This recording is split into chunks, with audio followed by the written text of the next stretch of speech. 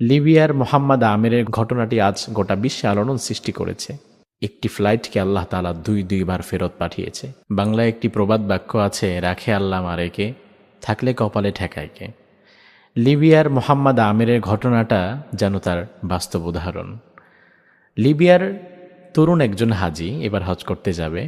মোহাম্মদ আমির ইমিগ্রেশনে গিয়েছে, passport visa সব কিছু নিয়েছে। কোনো একটা জটিলতা ইমিগ্রেশনে মোহাম্মদ আমির আটকে গেছে। মোহাম্মদ আমিরকে ছেড়ে তার বাকি সব সাথী সঙ্গীরা একে একে বিমানে উঠে গিয়েছে। বিমানও তার নির্দিষ্ট টাইমে ফ্লাই করেছে। মোহাম্মদ আমির কাঁদছিল বসে বসে।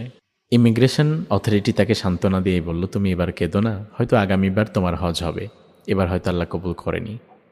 সাথে সাথে মোহাম্মদ আমির বলল, না, রাসূল বলেছেন ইন্নামাল আমালু বিন্নিয়াত, প্রতিটি কাজ নির্ভর করে তার নিয়তের বিশুদ্ধতার উপর।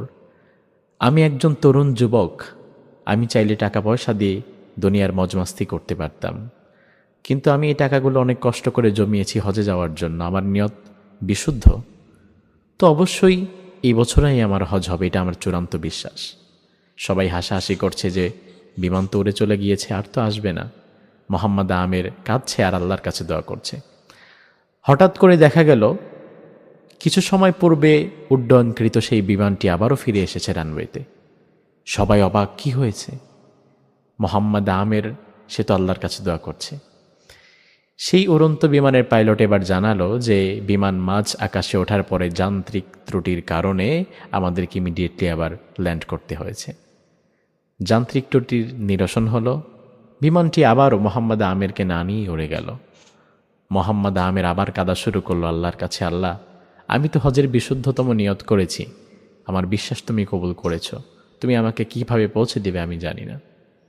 সবাই মোহাম্মদ আমিরকে বলা বলি করছিল যে তুমি বাড়ি চলে যাও, আর কোনো সুযোগ নেই। মোহাম্মদ আমির তবু এয়ারপোর্ট থেকে বের হচ্ছিল না। সাডেনলি দেখা গেল হঠাৎ করে সেই বিমানটি আবারও ফিরে আসলো।